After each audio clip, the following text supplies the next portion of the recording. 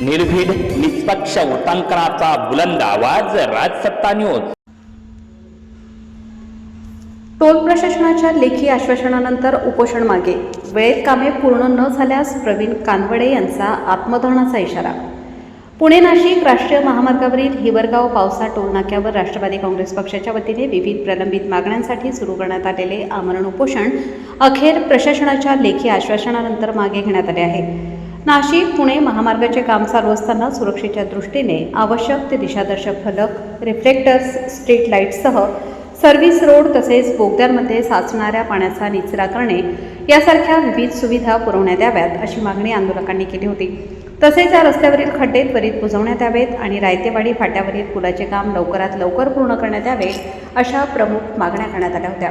राष्ट्रीय महामार्ग प्राधिकरणाचे कार्यकारी अधिकारी श्री घंटे साहेब, दिलीप शिंदे साहेब, तालुका पोलीस ठाण्याचे पोलीस निरीक्षक प्रवीण साळुंखे व राष्ट्रवादी काँग्रेस पक्षाचे जिल्हाध्यक्ष कपिल पवार यांच्यासोबत झालेल्या चर्चेनंतर प्रशासनाने पुढील 7 दिवसात सुरक्षेच्या दृष्टीने आवश्यक त्या सर्व गोष्टींची पूर्तता करण्याचे तसेच 6 महिन्यात रायतेवाडी फाट्यावरील पुलाचे काम पूर्ण करण्याचे लेखी आश्वासन दिले आहे।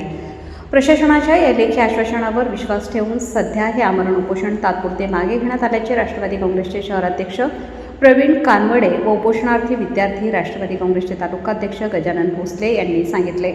मात्र जर दिलेल्या मुदतीत प्रशासनाने या मागण्या पूर्ण केल्या नाहीत किंवा आश्वासनांचे पालन केले नाही तर 1 महिन्यानंतर उपोषण न करता थेट आत्मदहन केले जाईल असा इशारा प्रवीण कानवडे यांनी यावेळी दिला आहे। यावेळी राष्ट्रवादी काँग्रेसचे उपोषणास बसलेले विद्यार्थी, काँग्रेसचे तालुकाध्यक्ष गजानन भोसले, जिल्हा परिषद माजी सदस्य जनार्दन आहेर, तालुकाध्यक्ष आबासाहेब थोरात, महिला जिल्हाध्यक्ष वैशालीताई राऊत, महिला शहराध्यक्ष सरलाताई भुजबळ, अक्षय भालेराव, रईस पठाण, मनीष माळवे, अमोल म्हस्के, दिनेश दफेदार, संतोष भुजबळ, गौरव वाळे, नितीन आहिरे, प्रसाद काटे, भाऊ म्हस्के, ज्ञानेश्वर माळी आदी उपस्थित होते। थोडा आवाज। शहराध्यक्ष प्रवीण कानवडे यांचं दिनांक 20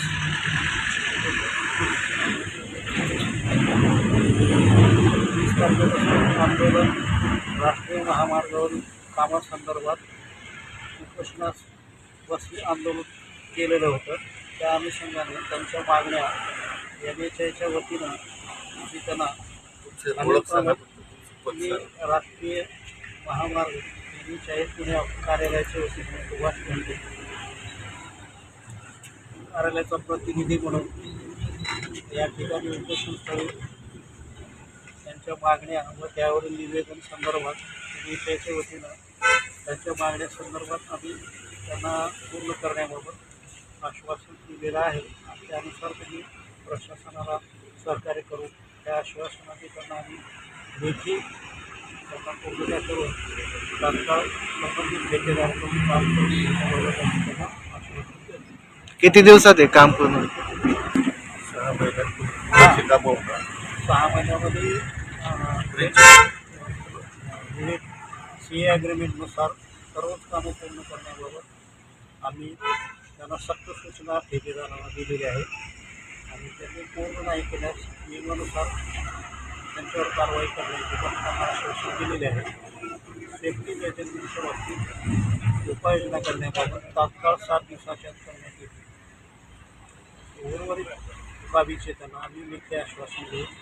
आम्हाला त्यांनी सहकार्य नॅशनल हायवेला उपोषण मागे घेऊन सहकार्य केले आहे। आज राष्ट्रीय महामार्ग प्राधिकरणचे जे अधिकारी आहेत या ठिकाणी आणि बराच वेळची प्रत्येक चर्चा झाल्यानंतर आमच्या ज्या प्रमुख मागण्या होत्या की जे काही आत्ता नाशिक पुणे हायवेचं काम चालू आहे या कामाच्या संदर्भात जे काही सेफ्टीचे पॉईंट आहेत, दिशादर्शक फलक, रिफ्लेक्टर, साईडला गार्ड, साईड रोड, त्यानंतर सर्व्हिस रोड, त्यानंतर ज्या स्ट्रीट लाईट आहेत बंद चालू करणे, बोगद्यांमध्ये जे काही पाणी साचते त्या पाण्याचा निचरा करणे, त्या बोगद्यांमध्ये पण स्ट्रीट लाईट लावणे, हे सर्व काम पूर्ण करण्यात यावे। त्याचप्रमाणे हा जो टोल आहे या ठिकाणी ज्याचा त्रास होतोय हा त्रास संगमनेरमधल्या नागरिकांना कमी व्हावा, या ठिकाणी ज्या पायाभूत सुविधा आहेत या सुविधा पहिल्या सर्वसामान्य नागरिकांना उपलब्ध करून द्याव्या. या अशा ज्या मागण्या आहेत या मागण्यांच्या अनुषंगाने आज साहेबांनी आम्हाला पुढच्या 7 दिवसामध्ये जे सेफ्टीचे आहेत, जे करे घाट ते बोट्यापर्यंतच तो रस्ता आहे, या रस्त्यावर पूर्ण प्रकारचे दिशादर्शक फलक, सुरक्षेच्या दृष्टीने जे काही यंत्रणा आहेत त्या पूर्णपणे 7 दिवसाच्या आत आम्ही पूर्ण करू असं आश्वासन या ठिकाणी दिलेलं आहे. आणि जे रायतवाडी फाट्यावर जो ब्रिज चालू आहे या पुलाचं पण पुढच्या 6 महिन्यात काम पूर्ण करू असं आम्हाला लेखी आश्वासन दिलेलं आहे. त्याचबरोबर या रस्त्याला जे काही खड्डे वगैरे पडलेले आहेत हे खड्डे सुद्धा त्वरित बुजवले जातील असं लेखी आश्वासन दिलेलं आहे. सध्या तरी आम्ही तुर्तास या आश्वासनांवर विश्वास ठेवून तुर्तास आम्ही आमचं उपोषण थांबवत आहे.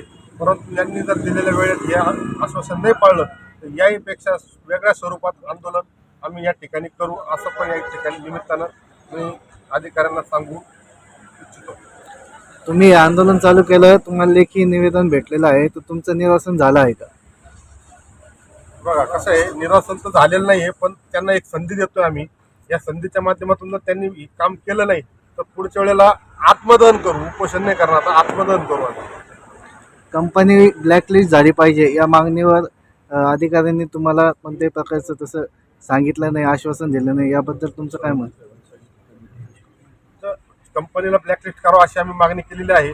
त्या अनुषंगाने आम्हाला अधिकाऱ्यांनी जे काही प्रचलित नियम आहेत, जे सर्व शासनाचे जे पण आहेत आणि जे पण आहेत त्यांनी ते सर्व आम्हाला दाखवलं. संगमनेर तालुक्याचे पोलीस निरीक्षक साळुंके साहेब होते, त्यांनी पण आम्हाला हे सर्व गाईडलाईन्स दाखवल्या. त्यानुसार कंपनीला ब्लॅकलिस्ट करण्यासंदर्भातले काही गाईडलाईन्स आहेत शासनाच्या, त्या गाईडलाईन्स आम्ही पूर्णपणे फॉलो करू जर यांनी या नियमाप्रमाणे काम नाही केलं तर, असं त्यांनी लेखी आश्वासन आपल्याला दिलेलं आहे.